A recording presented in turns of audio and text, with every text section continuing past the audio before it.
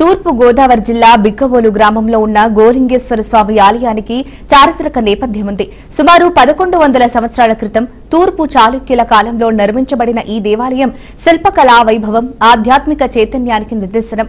అయితే కార్తీక మాసం సోమవారం సందర్భంగా ఆలయ పరిసరాలు భక్తుల రద్దీతో కిక్కిరిసిపోయాయి. రాష్ట్ర నలుమూలల నుండి, ముఖ్యంగా గోదావరి జిల్లాల నుంచి వేలాది మంది భక్తులు గోలింగేశ్వర స్వామి దర్శనం కోసం తరలి వచ్చారు. కార్తీక సోమవారం పుణ్యదినం కావడంతో భక్తులు స్వామివారి పాదస్పర్శ పొందేందుకు బిక్కవోలుకు తరలివచ్చారు. దీనికి సంబంధించిన మరింత సమాచారం మా ప్రతినిధి అశోక్ అందిస్తారు. గోదావరి జిల్లా అనపర్తి నియోజకవర్గం బిక్కవోలు మండలంలో బిక్కవోలు గ్రామంలో వేయించేసి ఉన్న 1100 సంవత్సరాల నాటి శ్రీ గోలింగేశ్వర స్వామి ఆలయంలో అయితే ప్రస్తుతం ఉన్న మనం ఇప్పటికే కార్తీక మాసం పురస్కరించుకుని ప్రస్తుతం ఈ రాష్ట్ర నలుమూల నుండి కూడా భక్తులందరూ కూడా ఈ యొక్క గోలింగేశ్వర స్వామి ఆలయానికి వచ్చి ప్రస్తుతం యొక్క స్వామివారిని దర్శించుకోవడం జరుగుతుంది. అదేవిధంగా ఈ యొక్క గోలింగేశ్వర స్వామి వారికి పీఠకరమైన రోజు గురువారం అని చెబుతుంటారు. అయితే ఈ స్వామికి పూర్తిగా కూడా పాలాభిషేకాల అభిషేకాల ద్వారా స్వామిని అయితే మాత్రం పూర్తి స్థాయిలో భక్తులందరూ కూడా ఈ స్వామిని దర్శించుకోవడం జరుగుతుంది. అయితే ఇదే కాలంలో చూసుకున్నట్లయితే ఇక్కడ ఏదైతే ఈ యొక్క ఆలయంలో ఉన్న యాగపురోహితుల ద్వారా ఈ స్వామివారి చరిత్ర కానివ్వండి, అలాగే స్వామివారి ఆలయ పురాణం కూడా మనం తెలుసుకునే ప్రయత్నం అయితే చేద్దాం. ప్రస్తుతం గోలింగేశ్వర స్వామి ఆలయంలో ప్రాముఖ్యత గురించి, అలాగే ఈ ఈశ్వర ఆలయంలో ఎలాంటి పూజ కార్యక్రమం జరుగుతుంది, అసలు ప్రసిద్ధి ఏంటనేది కొత్తగా మాకు విద్యార్థులకి తెలియజేయండి సార్. మీ పేరు? నా పేరు కొడమంచిలి రాఘవేంద్ర శర్మ అండి. ఈ ఆలయంలో అర్చకులుగా పనిచేస్తున్నాను. ఈ ఆలయ విశిష్టత వచ్చేసి ఇక్కడ ఉమా గోలింగేశ్వర స్వామిగా మనకి స్వామివారు దర్శనమిస్తారన్నమాట. ఈ ఆలయం అంతా వెలసి 1100 సంవత్సరాలైంది. పంచారామాల కన్నా 300 సంవత్సరాల ముందర క్షేత్రం ఇది. 8-9 శతాబ్దం మధ్యలో ఆలయం అంతా మనకి. ఈ ఆలయంలో గోలింగేశ్వర స్వామి చరిత్ర వచ్చేసి ఇదివరకు ఈ రాజ్యాంగానంతా పెద్దాపుర మహారాజు గారు పరిపాలించేవారండి. అప్పట్లో ఆయన సైనికులు బాటేదంతా. రోజు పెద్దాపురం నుంచి ఆయన ఆవులన్నీ ఇక్కడ బెక్కవోలు మేత మేయడానికి వచ్చేవి. ఒక రోజు ఒక ఆవు వచ్చి ఈ యొక్క ఆవు దగ్గరలో ఉన్న ఒక పుట్ల పాలు పోసి వెళ్ళిపోవడం ఒక పాలకాపురి చూసి గమనించారండి. ఆ పాలకాపురి వెళ్ళి రాజుగారు చెప్తే ఆయన వచ్చి ఆ పుట్టను తవ్వించి చూస్తే సులంగోద్భవించింది.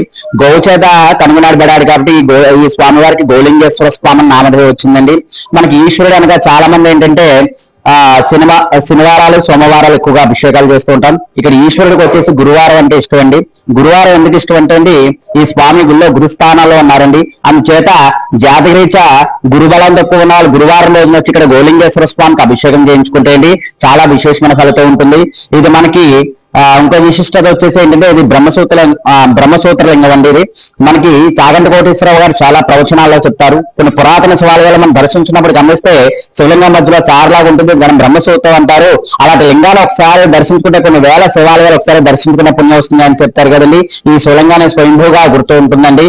మనకి ఇక్కడ ఏంటంటే శివ కుటుంబం అంతా ఒకే చోట స్వయంభూగా స్వామివారు ఒకే చోట దర్శనమిస్తారు ఇక్కడ. అదే విధంగా ఇక్కడ ఆలయంలో శ్రీ కుమార సుబ్రహ్మణ్యేశ్వర స్వామి వారు స్వయంభూగా మనకి ఇక్కడ దర్శనమిస్తారండి. మనం చాలా ఆలయాల్లో చూసే ఉంటాం. వల్లి దేవసేన సమేత సుబ్రహ్మణ్యేశ్వర స్వామిగా మనకి దర్శనమిస్తారండి. ఇక్కడ ఆలయంలో వచ్చేసి శ్రీ కుమార సుబ్రహ్మణ్యేశ్వర స్వామిగా మన సుబ్రహ్మణ్య స్వామి దర్శనమిస్తారు బ్రహ్మచారిగా. మన భారతదేశం మొత్తంలో 2 చోట్ల ఆయన బ్రహ్మచారిగా వెలిసారండి. ఆ 2 స్వయంభూ క్షేత్రాల పేర్లు వచ్చేసి ఒకటి తమిళనాడు పళని క్షేత్రం అయితే, రెండవ క్షేత్రంగా బిక్కవోలు కుమార సుబ్రహ్మణ్యేశ్వర స్వామి వారిగా మనకి ఇక్కడ స్వామివారు దర్శనమిస్తారు. తమిళనాడు పళనిలో సుబ్రహ్మణ్యేశ్వర స్వామి వారు దక్షిణముఖంగా ఉంటారు. ఇక్కడ బిక్కవోల్లో కూడా సుబ్రహ్మణ్య స్వామి వారు దక్షిణముఖంగా ఉంటారు. ఈ దక్షిణముఖంగా ఉండడం చేత ఈ క్షేత్రాన్ని అంగారకుడు క్షేత్రంగా చెప్పబడుతోంది. అందుచేత ఇక్కడ స్వామివారికి ఏంటంటే మంగళవారం అంటే ఇష్టమైన పర్వదినం అండి. మంగళవారం ఒకరోజు ఆయన నిజరూప దర్శనానికి అభిషేకం చేస్తారు. మిగతా పర్వదినాలు కింద సర్పాన్ని పెట్టి చేస్తారన్నమాట. మంగళవారం కనుక మనం బిక్కవోలు వచ్చి స్వామివారి నిజరూప దర్శనానికి ఏదైనా ఒక కోరికంటే ఇక్కడ అభిషేకం చేయించుకుంటే అండి. ఆంధ్రప్రదేశ్ లో కాళహస్తి తర్వాత రాహు కేతుల పూజ అనేది ఇక్కడే చేస్తారన్నమాట అండి.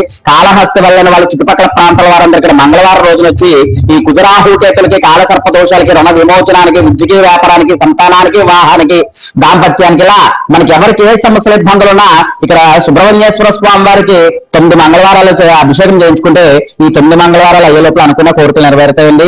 ఇక్కడ సుబ్రహ్మణ్య స్వామి షష్ఠి అనగా మనకి చాలా రేపు ఇక్కడ రేపు వచ్చే నవంబర్ 26వ తారీఖున సుబ్రహ్మణ్య స్వామి షష్ఠి ఉత్సవాలు ప్రారంభమైంది. ఈ సుబ్రహ్మణ్య స్వామి షష్ఠి అనగా చాలా చోట్ల ఏంటంటే కళ్యాణాలు చేస్తారు. ఈయనకి వివాహం కాలేదు కాబట్టి బ్రహ్మచారి అవడం వల్ల 5 రోజులు పుట్టినరోజు వేడుకలు చేస్తారండి. 5 రోజులు కూడా స్వామికి అత్యంత విశేషం ఇక్కడ ఉత్సవాలు జరుగుతాయి. మనకు ఆంధ్రప్రదేశ్ లో నలమూలల నుంచి భక్త జనం అంతా ఇక్కడ వచ్చి ఆ షష్ఠి 5 రోజులు ఇక్కడ వచ్చి దర్శనం చేసుకుంటారు. మనకు ఆంధ్రప్రదేశ్ లో అత్యంత వైభవంగా బెక్కువలో సుబ్రహ్మణ్య స్వామి షష్ఠి అనేది ఇక్కడ జరుగుతుందన్నమాట అండి. 5 రోజులు కూడా ఈ స్వామివారికి ఏంటంటే మనకి సంతానాలు ఏంటంటే ఆడవారు ఇక్కడ వచ్చి స్వామి దర్శనం చేసుకుంటే ఈ సంతానం భాగ్యం కలగడం కూడా జరుగుతుందన్నమాట.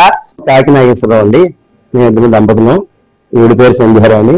రాజమండ్రి నుంచి వచ్చాము. గోలింగేశ్వర స్వామి చాలా ప్రసిద్ధి చెందినటువంటి శివాలయం ఇది. ఎప్పటి నుంచో ఎన్నో వందల సంవత్సరాల నుంచి నిలిచినటువంటి స్వామి. ఇక్కడ సుబ్రహ్మణ్యేశ్వర షష్ఠి చాలా దివ్యంగా జరుగుతూ ఉంటుంది. మరి చాలా మంది సంతానం లేనటువంటి వాళ్ళంతా కూడా వచ్చి ఆ షష్ఠి రోజున వెనకాల మరి వాళ్ళు చేపల మీద పడుకోవడం ఆనవాయితీగా ఉండడం, వాళ్ళ సంతానం కలగడం, స్వామివారి యొక్క మహత్యం చెప్పాలంటే మరి అలౌకి అంది. ఆ స్వామి ఇక్కడ కార్తీక మాసంలో ఎంతో మంది భక్తులు విచ్చేసి ఈ స్వామిని దర్శించుకుని వారి యొక్క కోరికలను తీర్చుకుంటూ ఉంటారు. అంత మహిమ కలిగినటువంటి స్వామి. నేను ఇక్కడే చదివాను, హై స్కూల్ లెవెల్లో చదివినప్పటికీ కూడా ఆయన యొక్క కరుణా కటాక్షలతో మేము మంచి ఉన్నతమైన స్థితిలోకి వెళ్ళి ఉద్యోగం విరమణ చేయటం జరిగింది. మరి వారిని తప్పకుండా మేము అవకాశం దొరికినప్పుడల్లా వచ్చి దర్శనం చేసుకుంటూ మరి స్వామి యొక్క కృపకు పాత్ర అవుతూ ఉంటాము. ప్రస్తుతం ఈ యొక్క ఆలయంలో కూడా ఈ యొక్క 11 సంవత్సరాల నాటి గోలింగేశ్వర స్వామి ఆలయంలో కూడా పూర్తిగా కూడా ఆలయాన్ని భద్రతా సిబ్బందితో కూడా అనేక ఏర్పాట్లు చేస్తూ కూడా స్వామివారికి ఎవరికి భక్తులు ఎవరు వచ్చినా సరే వారికి అనేక ఏర్పాట్లు చేస్తూ ఉన్న ఆలయ ఎవరైతే కమిటీ పెద్దలు ఉన్నారో పెద్దలతో కూడా ఈ యొక్క ఆలయ చరిత్ర గురించి కూడా మాట్లాడే ప్రయత్నం చేద్దాం మనం. సార్ చెప్పండి, ఇప్పుడు ప్రస్తుతం ఈ యొక్క గోలింగేశ్వర స్వామి ఆలయం 11 సంవత్సరాల నాటి ఆలయం, అలాగే ఇక్కడ పూర్తి స్థాయిలో శివాలయాలు కూడా ఉన్నాయని చెప్పి చెప్తున్నారు. అలాగే భక్తులు ఏ విధంగా వస్తుంటారు, ఇక్కడ ఆలయ ఏర్పాట్లు కూడా ఏ విధంగా చేస్తుంటారు? నా పేరు పల్లి శ్రీనివాసరెడ్డి అండి. ఈ ఆలయ ప్రస్తుత చైర్మన్ గా వ్యవహరిస్తున్నాను.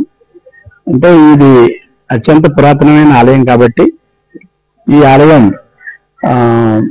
చాలా విశిష్టమైనదిగా భావిస్తూ అనేక ప్రాంతాల నుంచి భక్తులు ఇక్కడికి స్వామి సందర్శనార్థం వస్తూ ఉంటారు. అలాగే వారి కోరికలు తీరి మరలా పునర్దర్శనానికి కూడా రావడం జరుగుతూ ఉంది. ఇక్కడ ప్రత్యేకించి శివ కుటుంబం మొత్తం ఈ క్షేత్రంలో ఉంటుంది. ముఖ్యంగా అమ్మవారు, వినాయకుడు, సుబ్రహ్మణ్యేశ్వర స్వామి, వీరభద్రేశ్వర స్వామి అందరూ కూడా ఇక్కడ కొలువై ఉన్నారు.